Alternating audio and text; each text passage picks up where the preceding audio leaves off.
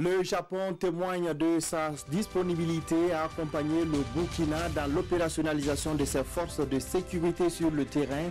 96 véhicules de type pick-up et 244 motos, c'est le don fait par le Japon au ministère en charge de la sécurité. Un appui de taille dans un contexte sécuritaire difficile pour le Burkina. Les champs dans la région du Nord ont livré leur verdict à l'issue de la campagne agricole. Si certains producteurs sont sûrs d'avoir les greniers pleins, d'autres entrevoient déjà les difficultés auxquelles ils feront face pour nourrir leur famille. Et puis le président bolivien a fini par rendre le tablier sous pression depuis 3 semaines. Evo Morales a démissionné après avoir tenté de s'accrocher au pouvoir au lendemain des élections présidentielles. Voilà pour les titres. Bonsoir à tous et merci de suivre le 20h de la télévision du Burkina. La société minière Semafo exprime sa compassion et sa solidarité aux parents des victimes et au peuple burkinabé suite à l'attaque terroriste de Bungu. Le président directeur général de Semafo a été reçu par le Premier ministre ce matin. Selon le patron de la société canadienne, la mine a suspendu ses activités dans l'attente des conditions optimales de sécurité. Le point de l'audience avec Daouda Ouattara et Vincent Kendrebego. C'est l'ambassadrice du Canada au Burkina Faso qui a conduit les patrons de Semafo chez le Premier ministre. Et c'est un PDG très ému et accompagné du PCA de Semafo, Eli Ouedraogo, qui s'est entretenu avec le chef du gouvernement burkinabé sur les récents événements de Bungu. Vous savez, ma visite ici, dans un premier temps, c'est vraiment pour s'assurer que les familles des victimes soient bien accompagnées et que les gens qui ont été blessés dans cette attaque soient également très bien accompagnés. Vous savez, les opérations à ce point-ci sont vraiment secondaires. On veut s'assurer que l'ensemble de notre personnel est en sécurité et est en santé le plus possible. Ça fait plus que 22 ans que je viens ici au Burkina Faso. Donc, je travaille pour la société Semafo. Alors, vous comprendrez que c'est excellent. C'est également un grand deuil pour la grande famille de Semafo. Et moi-même, je me considère quand même d'une certaine façon, un Burkinabé au moins à 50%. Semafo a suspendu ses opérations suite à la tragédie terroriste. Et selon Benoît Desormeaux, la mine reprendra ses opérations qu'à certaines conditions. Mais pas question pour sa société de quitter le Burkina. Il faut réévaluer dans l'environnement dans lequel on opère et s'assurer qu'on va le refaire de façon sécuritaire. Les opérations aujourd'hui sont arrêtées et on va reprendre les opérations lorsqu'on va être en mesure d'assurer de le faire de façon sécuritaire. Mais nous, on n'a pas parlé de partir du Burkina Faso. Le convoi de Semafo qui a subi l'attaque comptait 240 personnes et aux dernières nouvelles, 39 ont trouvé la mort, une soixantaine de blessés et une seule personne manque encore à l'appel. Et puis ce communiqué de l'état-major général des armées avant de poursuivre.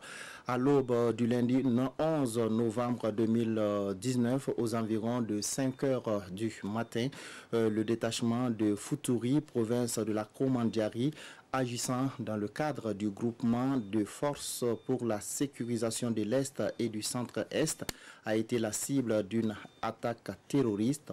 La vigoureuse riposte des unités a permis de neutraliser au moins 3 assaillants et de récupérer de l'armement et des munitions. 2 soldats du détachement ont été légèrement blessés.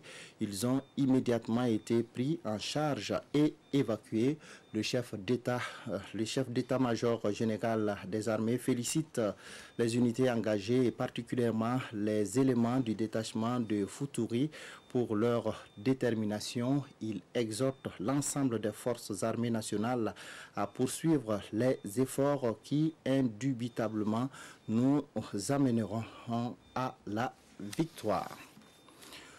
Le manque de moyens matériels a souvent été évoqué dans les difficultés que les forces de défense et de sécurité rencontrent sur le terrain. L'appui logistique et matériel important dont le Burkina vient de bénéficier de la part du Japon va sans doute contribuer à renforcer les capacités opérationnelles des éléments de la police nationale d'une valeur totale de plus de 3 milliards de francs CFA. Le don est constitué entre autres de 96 véhicules de type pick-up et de 244 motos. Le point de la cérémonie de remise avec Roger Kam et Herman Toé.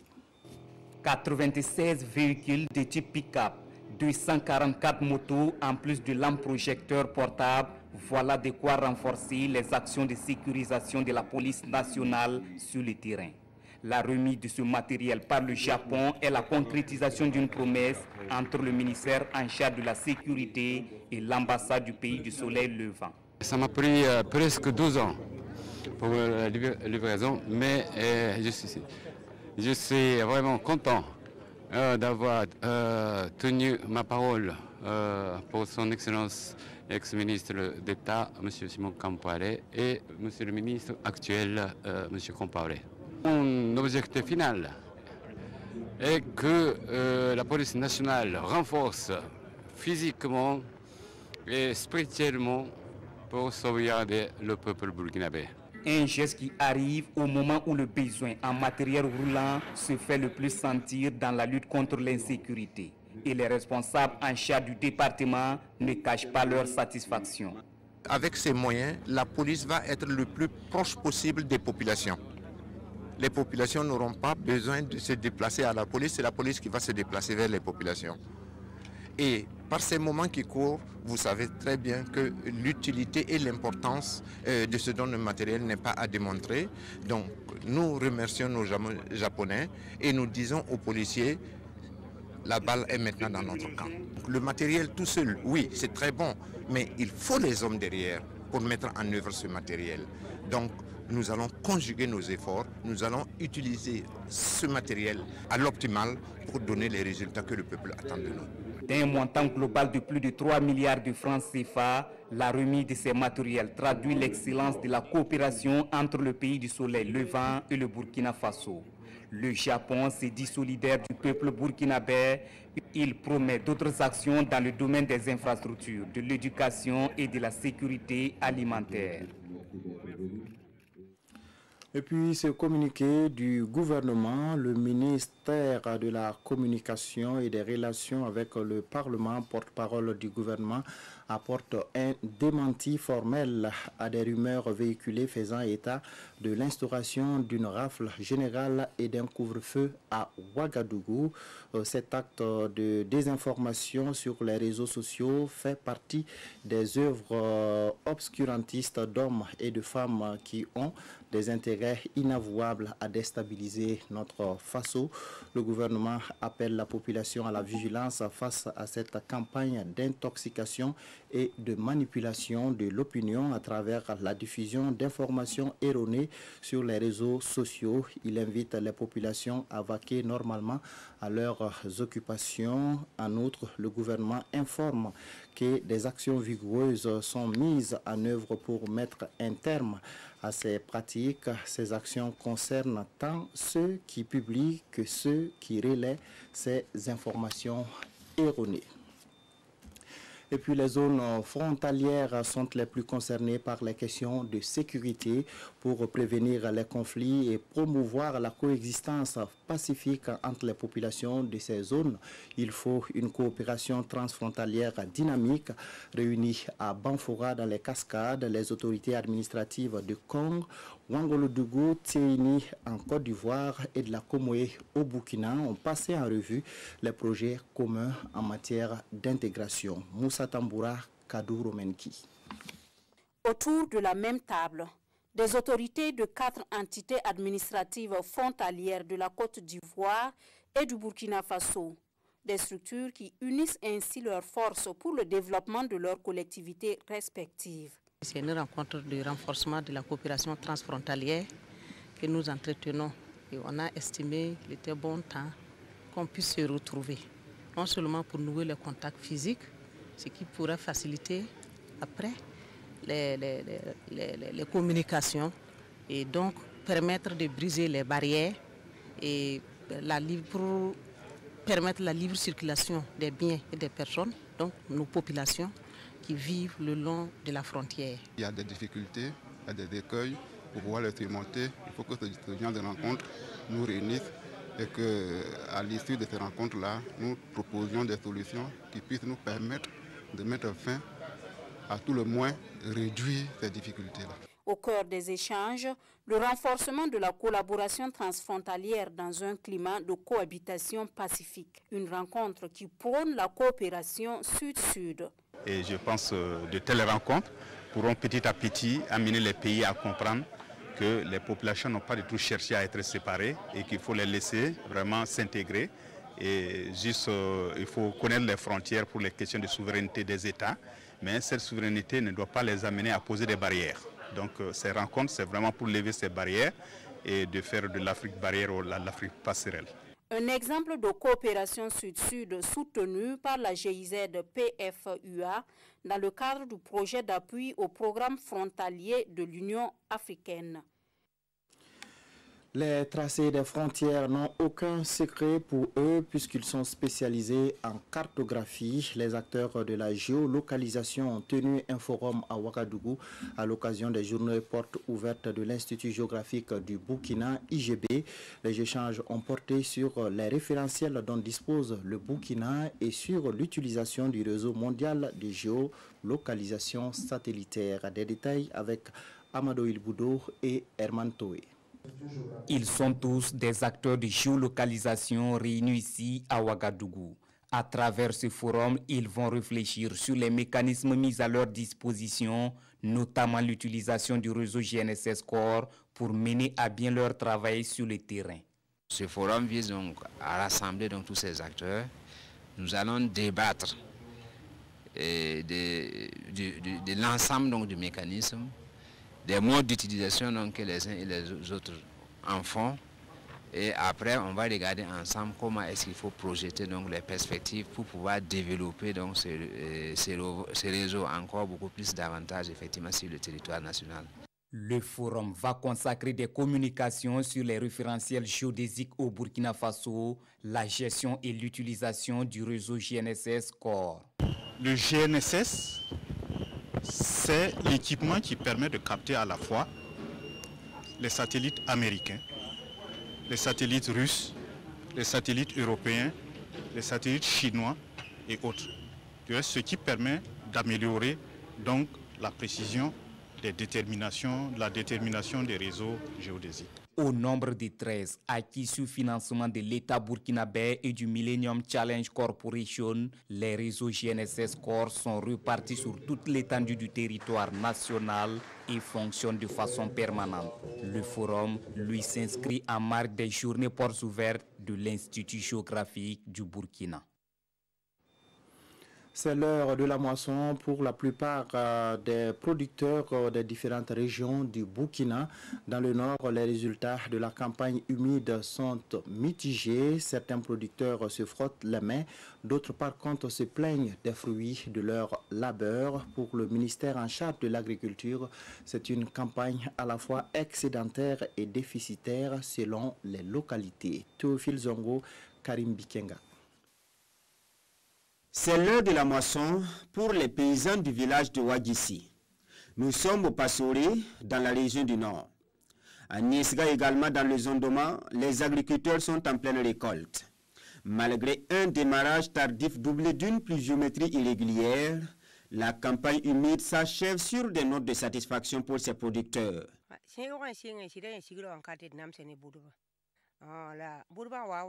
Nous avons souffert au début pour les semis. Par la suite, il y a eu les chenilles qui ont détruit les jeunes pousses. Mais grâce aux dernières pluies, le peu qui est resté a bien donné.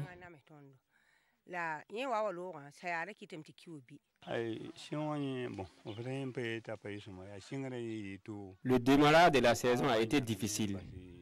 Il y a eu des postes de sécheresse, mais les gens ont continué de travailler. Et grâce aux dernières pluies, la saison s'est terminée avec de bonnes récoltes chez nous.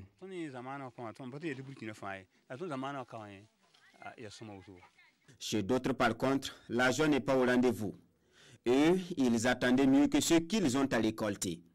Du coup, il pense à comment combler le manque pour boucler l'année à venir. C'est le cas de Salif Zebré à Bilingui dans la province du Yatenga. Malgré le regain de pluie courant octobre, une partie de son champ n'a même pas atteint l'étape de maturation. Ce mille ne peut pas me suffire. Quand tu as près de 30 bouches à nourrir, pour une telle récolte, il faudra acheter pour compléter. Il y a une partie qui n'a même pas atteint les piaisons. À cette phase de la campagne dans la région du Nord, le bilan est mitigé dans le monde paysan. Un bilan que les techniciens de l'agriculture partagent, tout comme les producteurs. Ces derniers l'expliquent par les aléas de la nature. Cette campagne agricole a été émaillée d'un certain nombre d'éléments. Premièrement, je voudrais juste faire noter que nous avons connu un démarrage un peu tardif de l'installation des pluies. Au cours de la troisième décade du mois de septembre, c'est-à-dire du 20 au 30 septembre particulièrement, nous avons noté des poches de sécheresse. Ça veut dire que nous n'avons pas reçu des pluies de quantité assez importante.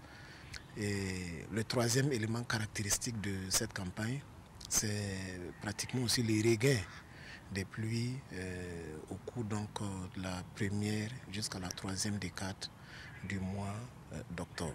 On peut dire que la campagne, particulièrement au niveau de notre région, pourrait être une campagne moyenne à excédentaire d'une zone à l'autre. C'est une campagne agricole faite de déficits et d'excédents que l'on connaît dans la région du Nord. Mais pour cette partie du Burkina, de l'avis du directeur régional en charge de l'agriculture, la culture maraîchère constitue un recours pour réduire le manque à gagner, d'autant plus que les pluies tombées courant octobre ont permis le remplissage de certaines retenues d'eau. Et pour parer aux difficultés rencontrées par les producteurs, l'association Interzone pour le développement en milieu rural travaille au renforcement des capacités des paysans à travers des techniques de récupération des sols basées sur l'agroécologie. Le modèle développé par cette association n'est pas une simple théorie. Il est mis en œuvre sur une superficie de 5 hectares à Beta, un village situé à une vingtaine de kilomètres de Zignaré. Zoom sur ce village écologique avec Oscar Soulama et Amandine Lalsaga. Faire pousser un bananier sur une roche latérique. L'idée est folle, mais Ablassé Comporé a réussi cette prouesse. Grâce à plusieurs techniques de régénération des terres, il a réussi à récupérer sur le site Tangzougou de Beta 5 hectares considérés aujourd'hui comme le premier village écologique du Burkina. Au début, ça a été d'abord des techniques et des pratiques vraiment de récupération des terres. Et les techniques et les pratiques vraiment de manière naturelle. Ça veut dire à travers des cordons pierreux, à travers vraiment les techniques de zaï, à travers les techniques de demi-lune, à travers les techniques de plantation d'andropogon pour encore reconforter les cordons pierreux et tout ça, mais aussi la plantation des arbres. La plantation des arbres surtout qui, au fil du temps, nous a amené à aller directement, et voilà, comme aujourd'hui, on est dans une idée de dire production fruitière. Avec une superficie de 5 hectares, le site de Tangzougou, en langue française colline, est équipé d'une voûte nubienne, des cases d'accueil, de sanitaires, d'une étable pour bovins et ovins, et d'un périmètre maraîcher et céréales, irrigué par un forage muni d'une pompe solaire. Une ferme école. Chaque année, on organise également des rencontres inter-villages de tous les villages dans lesquels nous intervenons. Chaque village peut envoyer 4-5 personnes. On peut se retrouver à 20, 40 parfois, même sur des sites comme ça, et puis pouvoir en tout cas mesurer ensemble les résultats, et tout le monde repart vraiment très bien convaincu. Donc, pratiquement, les retombées sont réinvesties pour effectivement développer la ferme, mais aussi pour appuyer également l'association même dans son fonctionnement. L'association Interzone pour le développement en milieu rural dispose d'un deuxième site de la même superficie à la lisière du barrage du Ziga. M. Comporé et son équipe font de la récupération des terres dégradées leur cheval de bataille. Leurs zones d'intervention, le Britanga, le Bam, le Namentenga, le Nyanya, le Ziro, le Yatenga, le Passeoré et le Sanmatenga.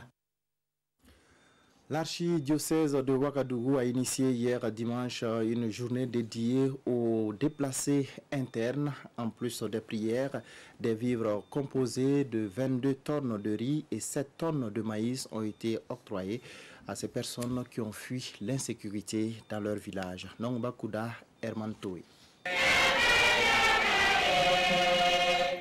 Une journée dédiée aux personnes déplacées internes. C'est une initiative de l'Alliance catholique des hommes d'affaires et cadres du Burkina pour témoigner compassion et solidarité à l'endroit des personnes victimes d'attaques terroristes. Cette action entre dans le cadre du 4e congrès de l'Afrique et Madagascar sur la miséricorde divine. En prélude à ce congrès, nous avons des étapes. Une première étape a été vécue le 1er novembre, une soirée de la miséricorde. Au Ouaga 2000, ça réunit des gens de tous bords, de toutes religions, confessions religieuses, d'appartenance politique diversifiée. C'était vraiment le symbole de l'unité, c'est ce que nous souhaitons. La miséricorde a plusieurs formes, les besoins spirituels, les besoins corporaux, et l'Église prend en compte tout cela. Et aujourd'hui, nous sommes retrouvés ici à Yarma avec un échantillon. Nous voulons prier notre Dieu, Dieu des vivants et des morts, pour tous ceux qui ont péri dans ces attaques terroristes. Au cours de cette rencontre, les fidèles chrétiens ont imploré la Vierge Marie pour le retour de la paix au Burkina Faso. Ils ont aussi prié pour toutes les victimes d'attaques terroristes avant de remettre 29 tonnes de vivres aux déplacés. Dans un contexte d'insécurité ou dans un contexte donc de déplacés, et il y a ici donc un acte charitable donc, qui est opéré à l'endroit des déplacés. Un acte donc de solidarité et de cohésion sociale. Nous venons de Arbinda. Nous avons fui notre village à cause des menaces terroristes. Tous les jours, il y avait des tueries. Ils ont tué mon père. C'est pourquoi nous avons fui. Nous sommes contents de recevoir ce don. Nous disons merci. Que le Seigneur les bénisse. Le 4e congrès panafricain sur la miséricorde divine se tient du 18 au 24 novembre prochain sous les thèmes Miséricorde divine, une grâce pour notre temps.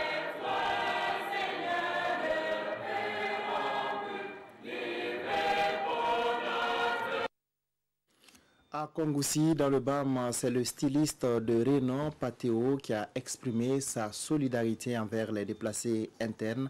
Il leur a offert des vêtements et du matériel d'hygiène, le tout d'une valeur de 5 millions de francs CFA.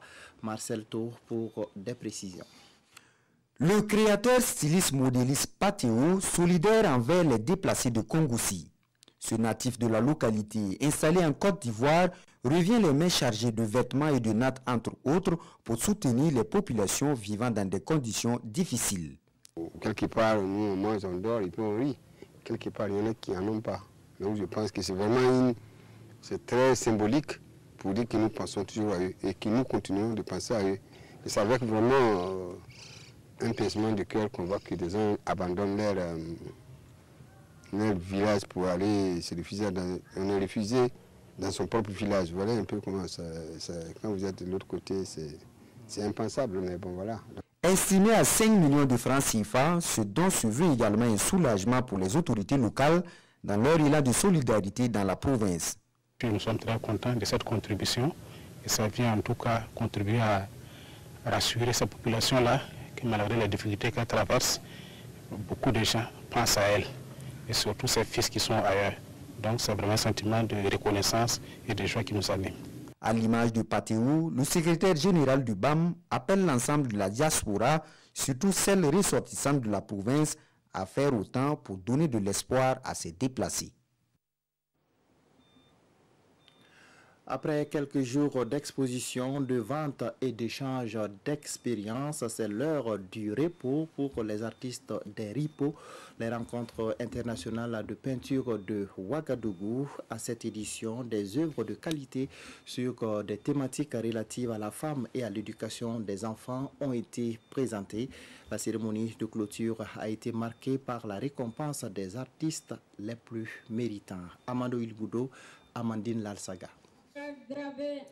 Les rideaux se referment sur les rencontres internationales de peinture de Ouagadougou, RIPO. Du côté des organisateurs, on se félicite de la tenue de la 3e édition qui a réuni à Ouagadougou une semaine durant les artistes plasticiens du Burkina et d'ailleurs. Le fait de tenir ces RIPO, bon, c'est à quelque part aussi, c'est comme un challenge gagné parce que malgré, c'est nous aussi notre manière de dire non, qu'on ne cède pas quoi. Voilà, à cette peur, on ne cède pas à la terreur, à tout ce qu'on nous fait vivre, on ne cède pas. On y croit. On se dit qu'un jour ou l'autre, ça va s'arrêter, quoi. Ce sont au total 40 artistes de 19 pays d'Afrique, d'Amérique et d'Europe qui ont pris part au RIPO de 2019.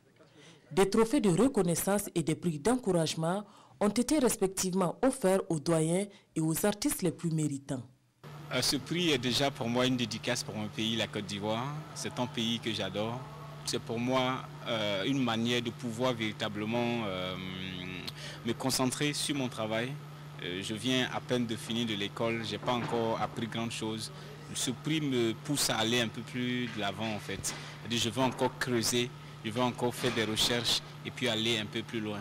Et puis je voudrais dédier ce prix au Burkina Faso parce que c'est la toute première fois que je visite le pays. C'est un pays qui est riche au plan culturel et je l'adore.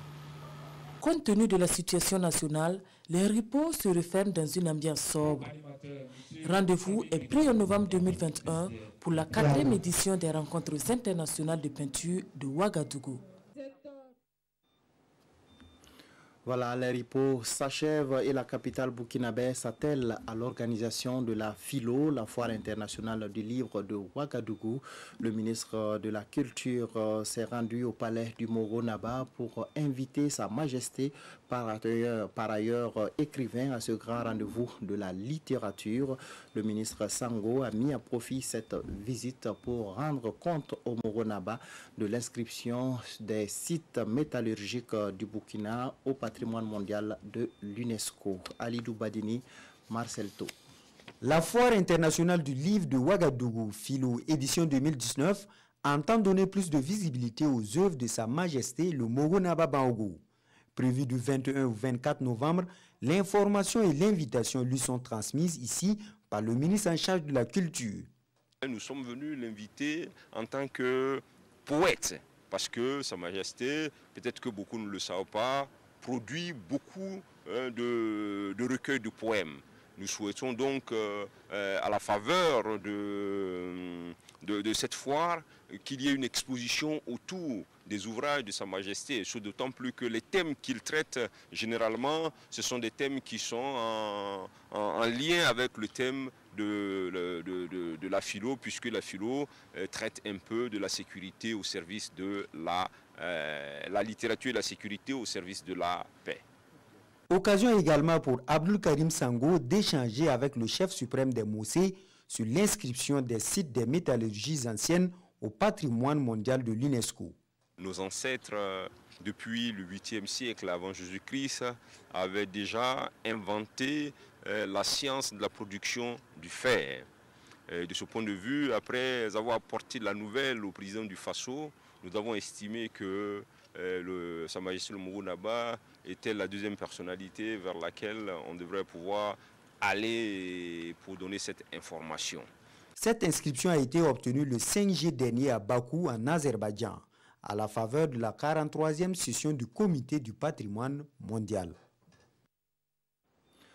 En sport, à 48 heures du match Burkina-Ouganda, le sélectionneur national Kamou Malo a dévoilé la liste des joueurs retenus pour cette rencontre. Ils sont au total 23, dont 5 issus du championnat national. Des précisions avec Césaire Carfo et Salifou Edraogo. Kamou Malo a rendez-vous avec l'histoire. Il effectue sa première apparition officielle en tant que sélectionneur sur le banc des étalons ce mercredi au stade du 4 août face aux Queens de l'Ouganda. Pour réussir cette grande première, coach Malo a pris le soin de bien se renseigner sur l'adversaire. Nous savons que l'Ouganda, après la Coupe d'Afrique, a changé également de coach. Alors, nous avons travaillé sur des images de cette même équipe. Donc nous savons que c'est une équipe très difficile pour le Burkina, et très athlétique, en tout cas qui se projette très rapidement aussi vers l'avant, la récupération du ballon. Tout comme les étalons, le sélectionneur national garde en lui le souvenir douloureux des éliminatoires précédents, toute chose qui engage sa prudence. Il n'y a pas de petite équipe encore dans ce football-là. Alors la preuve, l'Ouganda était à la dernière Coupe d'Afrique, le Burkina n'y était pas. Donc moi je refuse de voir le Burkina comme étant favori. Ça je vous le dis, et je suis un compétiteur. Moi je préfère toujours aborder mes matchs en fonction en tout cas des situations qui se présentent à moi. En vue donc des matchs contre l'Ouganda le 13 et le Sud-Soudan le 17 novembre prochain, Kamou Malo place sa confiance à 23 étalons, dont 5 issus du Faso Foot. Le grand absent est le gardien Hervé Kofi Kwaku. Par rapport à Kofi, c'est vrai, Kofi, je le dis, c'est jusque-là le numéro 1 dans nos buts. Alors malheureusement au dernier match qu'il a livré, il s'est blessé.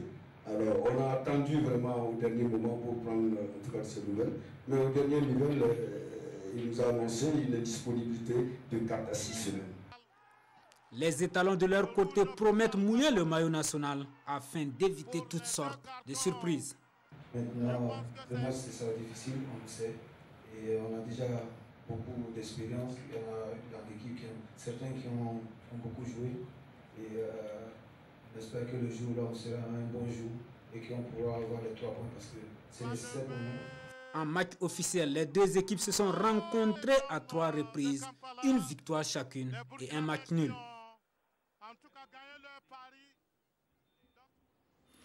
C'est une nouvelle étape de la vie politique qui s'ouvre en Bolivie. Après de nombreuses semaines de résistance, Evo Morales a fini par jeter l'éponge en démissionnant, une démission obtenue sous pression de la rue et de l'Organisation des États américains. Des célébrations ont d'abord accueilli la démission du président bolivien Evo Morales après 3 semaines de protestation contre sa réélection. Puis dans la nuit, selon des médias locaux, des autobus et des domiciles de personnalités boliviennes ont été incendiés à La Paz et à El Alto, une ville proche de la capitale. Des partisans d'Evo Morales sont montrés du doigt. Mais avant ces troubles, la joie des opposants s'est exprimée. Dieu existe, il y a un Dieu qui existe. Evo Morales, après avoir fait tant de mal au pays, est parti par la fenêtre. Et Dieu le jugera en temps voulu. Nous sommes libres. Oui, nous pouvions nous débarrasser de ce dictateur. Je crois que nous sommes libres. Maintenant, nous pouvons dire que le peuple est plus uni que jamais. Tout s'est passé très vite dimanche. Le matin même, Evo Morales avait annoncé la convocation de nouvelles élections pour pacifier le pays. Puis l'Organisation des États américains, qui avait fait un audit du scrutin du 20 octobre, a rendu son verdict. Pour l'OA, il y a bien eu fraude et manipulation. Il fallait annuler l'élection. L'armée et la police sont alors poussées. Evo Morales a annoncé sa démission aux Boliviens. Dans la soirée, la présidente du tribunal suprême électoral a, elle, été arrêtée. Sans le soutien des militaires boliviens, la présidence de Morales était condamnée. L'opposition s'est réjouie. Un mandat d'arrêt était lancé contre Evo Morales selon l'un des principaux opposants, Luis Fernando Camacho. La Bolivie va être l'espoir pour toute l'Amérique latine afin que le communisme s'en aille et que la région soit libre et démocratique. Depuis la démission d'Evo Morales, le vice-président, les présidents du Sénat et de la Chambre des députés, des ministres et des députés ont démissionné. La deuxième vice-présidente du Sénat, l'opposante Janine Áñez, a revendiqué son droit à devenir chef de l'État par intérim dans le but d'organiser de nouvelles élections. Premier président autochtone élu en 2006, Morales avait ignoré le référendum de 2016 en se représentant pour un 4e mandat présidentiel le 20 octobre dernier et déclenché la colère de la population et de l'opposition. Voilà qui met fin à cette édition. Merci de votre fidélité. Passez d'excellents moments en compagnie de nos programmes.